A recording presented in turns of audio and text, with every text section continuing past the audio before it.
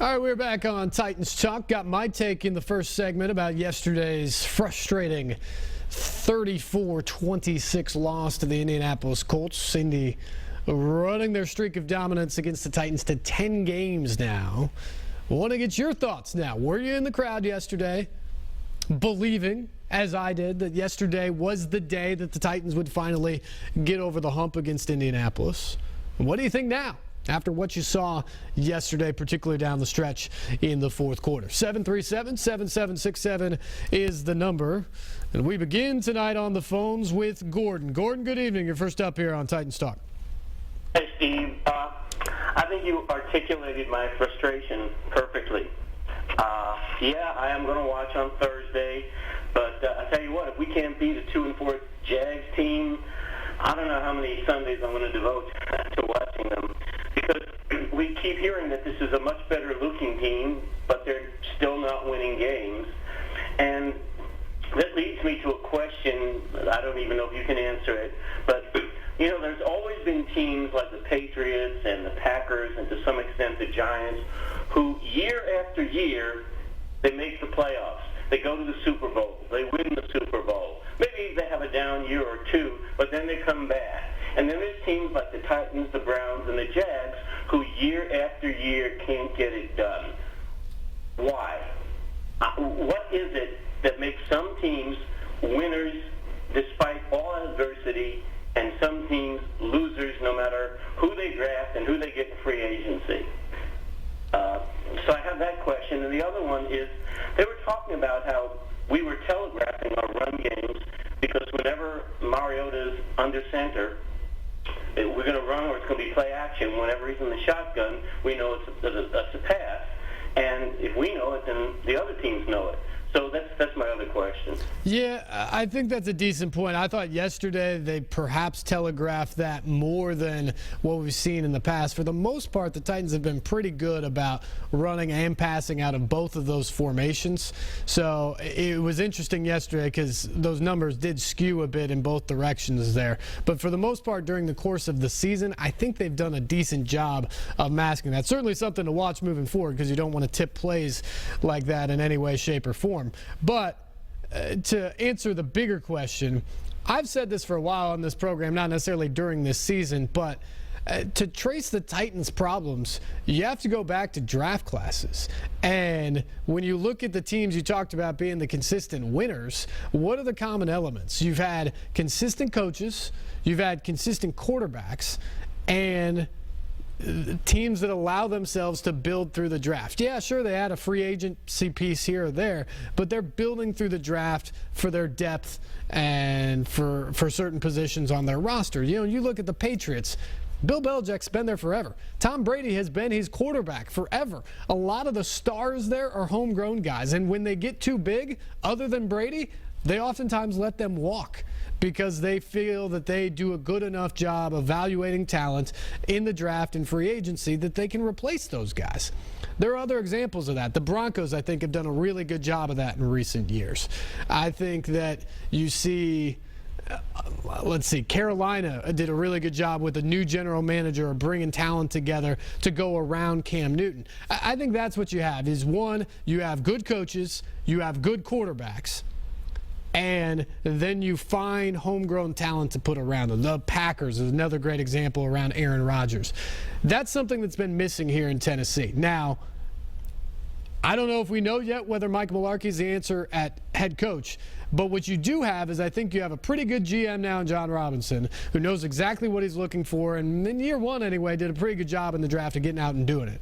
You have a quarterback in Marcus Mariota who everyone believes is the franchise answer moving forward.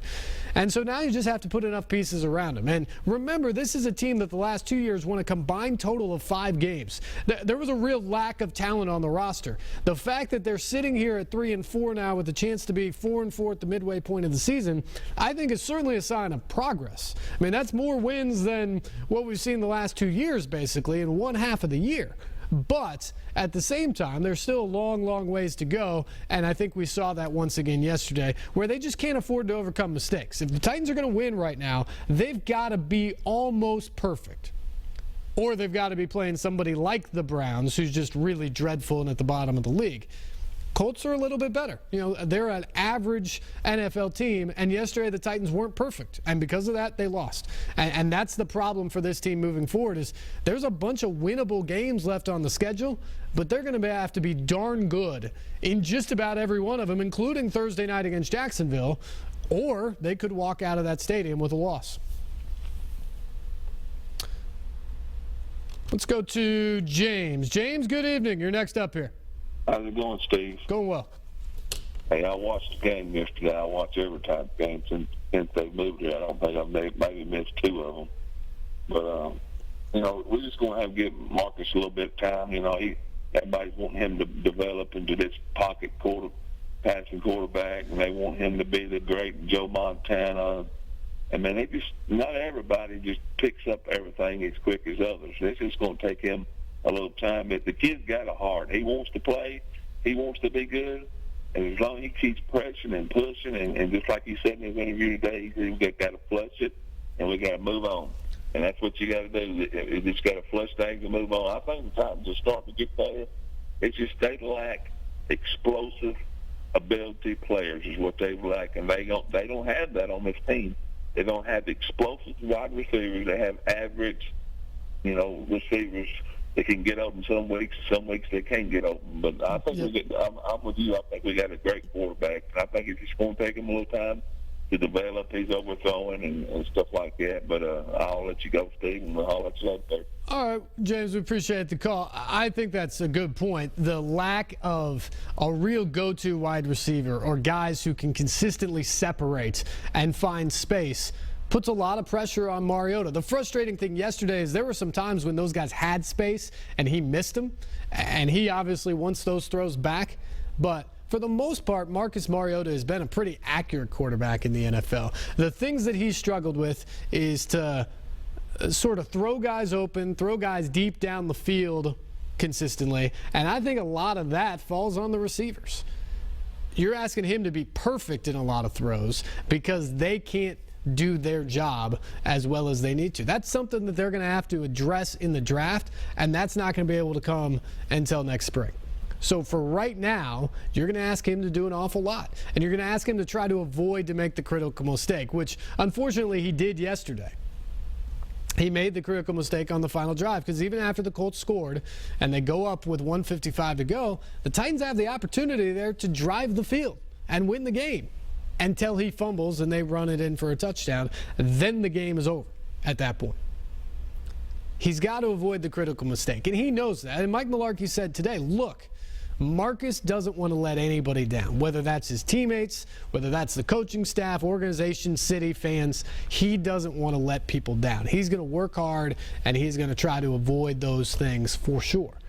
And we have the utmost confidence, and we want him to play aggressively still because, look, mistakes and turnovers are going to happen. They just will. It's the NFL. The other guys are good too. And we have the belief that he's really good. And if he lets it loose, he can lead us to where we want to be. And I think the best thing perhaps for the Titans this week is the fact that they've got a short week. The fact that they can get back out there against the Jaguars on Thursday night and try to flush exactly what happened yesterday. Because if they win against the Jags, then they're 4-4 at the midway point of the season. I think a lot of people, if you would have polled around town or around Tennessee, perhaps even some people anonymously at St. Thomas Sports Park going into the year, after the last 2 years, if you could get to the midway point of this year at 4-4, would you take it? Mike Mularkey said today that's not good enough. They need to be better. That's fine. That's what you want the head coach to say. But given the reality of the past, 4-4 would be okay for this team at the midway point. And it would mean that the second half of the year provides meaningful football games for them for the first time in a long time. So a huge game Thursday night to get to that number. And also, then you have essentially the mini bye week because you get the weekend off going into next week and then a trip out to San Diego to face the Chargers, a team that perhaps is a winnable game because of how they've struggled at times earlier in the year. Certainly difficult offensively. They got a big win yesterday in Atlanta, but a team that perhaps you have a chance to beat on the road. And then you get Packers at the Colts again, chance for revenge, and at the Bears. So opportunities here to perhaps rack up some wins and make that final month of the year really meaningful for the Titans. Let's go to Gary. Gary, good evening. Yes. Go ahead, Gary. Well, I got a whole lot of negative to say about the Titans. Okay. One thing, everybody keeps saying Mariota is this and that. I think they need to let him sit down. See, the Titans are so cheap, they need to let him sit down, put in that veteran quarterback, and let him see how a veteran's supposed to do. But the Titans are too cheap because they paid that money for them. Another thing is they got two good running backs. You remember when they had that smash and dash team? Hey, if they put two running backs in there, that will confuse the other team too, and that will give them a better chance. Another thing is, I don't think too much of their offensive coach. I don't know you're going to take up for them, but I don't think so. They quarterback coach, they special team, and I don't think nothing about their defensive ends because they just throwing and getting balls all over them. And, you know, it's just a whole lot of negative about them. I just don't care for the Titans. The Titans ain't going nowhere this year because the Titans are too cheap. And like I said, y'all keep making up excuses for Mariota. He cost us 3 games. I don't care what you say. I heard what you be saying. You taking up for him too. Nope. He wrong, and ain't nobody criticized and act like they scared to say something to him. But that's all I got to say. Thank you. All right, we appreciate that call. Look, when it comes to Mariota, he might have cost them a few games, but a big part of why he's in that position is, one, the nature of the position itself. Quarterback, you got to make a lot of plays, but two, what's around him. I mean, if this team was better and had more weapons at wide receiver, you don't ask him to do as much. If you play in front of games, you don't ask him to do as much. He's being asked to do an awful lot for a guy who just crossed the 16-game mark in his NFL career. He's early in a second season as an NFL quarterback in terms of actually being on the field, only midway through his second season in terms of just being an NFL quarterback. The idea that he's going to be Tom Brady tomorrow is foolish. He's got to grow into that. And look, against Minnesota, the turnovers killed him. Absolutely killed him. But part of that was the position they were in that game as well. The turnover yesterday ends their chances of winning the game. Absolutely ends them. There's no question about that. But you have to stand in the pocket with under 2 minutes to go when you're down by 4. You got to stand in there and try and deliver a strike to somebody, which is what he was trying to do. Unfortunately, a bad play happened. Marcus Mariota also probably has won them just about every game he's been on the field for since he's been in Tennessee. First game last year in Tampa, 4 touchdown passes. That's pretty much Marcus Mariota winning you the game. The game in New Orleans that they win in overtime, 4 more touchdown passes. That's pretty much Marcus Mariota winning you the game when your offense is dreadful. The game against Jacksonville here last year when he runs 95 yards on a play for a touchdown. First off, that's unheard of for a quarterback in the NFL, but that wins you the game. What he's done this year in the games they won, the drives in Detroit in the fourth quarter, he won you those games. The game in Miami, 3 touchdowns, 1 rushing. Last week against the Browns, 3 more touchdowns. When the Titans win, guess who's playing really well? It's the guy wearing number 8 playing quarterback. Can he play better? Absolutely. Does he need to play better? Absolutely. But he's shown enough that he can be the guy moving forward. Now, the offensive play call, if you want to get on Terry Robisky, that's fine. I think there are certainly things to criticize there, but he's not exactly playing with a full deck in terms of the balance that's going on because of their situation at wide receiver. The running backs, yeah, they've got 2 pretty good running backs. The problem is they have no receiving game. And so you can't just throw everything into the backfield because people will stack that. And the other thing is, you keep hearing people talk about play Derrick Henry, play Derrick Henry. Derrick Henry is a fine player. He's a fine running back, and I think will be a very good running back in the NFL. DeMarco Murray right now is on the short list of best running back in the NFL. Do you really want to take him out of the game to put Henry in? Because you can only have them both on the field so much. You can only be so deceptive doing that, and you can only run so many things doing that. So given the choice, don't you probably want to go with the guy who's maybe the best running back in football right now? I would. Special teams are dreadful. They already fired the coordinator. They probably can't fire the new coordinator because they won't have anybody left, but they have real issues on special teams. I agree with you there. And finally, defensively, the complaints about the defensive ends or whatever. I mean, Jarrell Casey's a Pro Bowler. He's essentially playing defensive end for this team. Carl Klug is one of the highest rated defensive players in football this year. That's not me. That's not the Titans. That's Pro Football Focus looking at every player in the league. That's how good Carl Klug has been for the Titans to this point. And the outside linebackers of Derek Morgan and Brian Orakpo are getting to the quarterback religiously. If you want to complain about the defense, complain about the secondary. Complain about linebackers, middle linebackers in coverage. Sean Spence, Avery Williamson, Wesley Woodyard. Complain about those guys because the plays that are happening against the Titans are coverage issues. Excuse me. When they've gotten home, and they needed to get home more yesterday in the pass rush. There's no question about that. That's why Luck had a big day. But there was pressure there. A big part of that was the Colts were getting rid of the ball quickly, and Andrew Luck was making plays. But you know what? The guys were open downfield. So if you want to complain, complain about the secondary.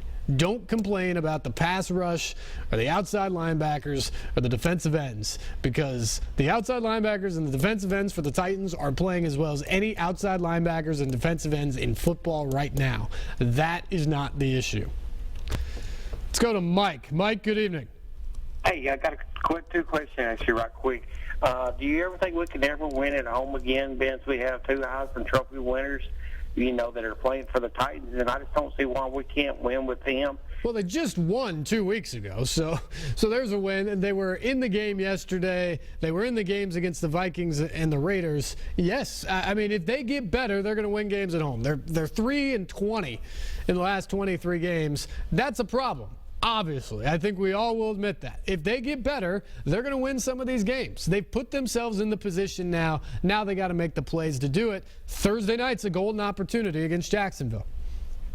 My other question is, do you think that we could ever bring maybe Peyton Manning in to be our offensive coordinator? And I hang up. Thanks for your time. Yep.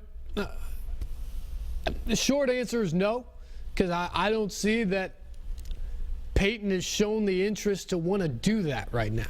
Everything I've heard is potentially more of an ownership or a general manager type of role for Peyton Manning. So I don't think he wants to step in and be anybody's offensive coordinator right now. If he does, he'd be a really interesting pick here in Tennessee.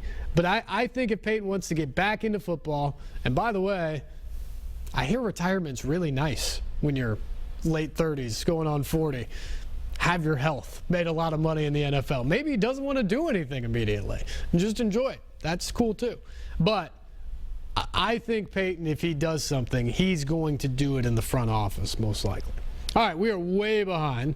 Got to take a break. Come back. More of your phone calls. 737-7767 is the number. Stay tuned. You're watching Titans Talk on News Channel 5+.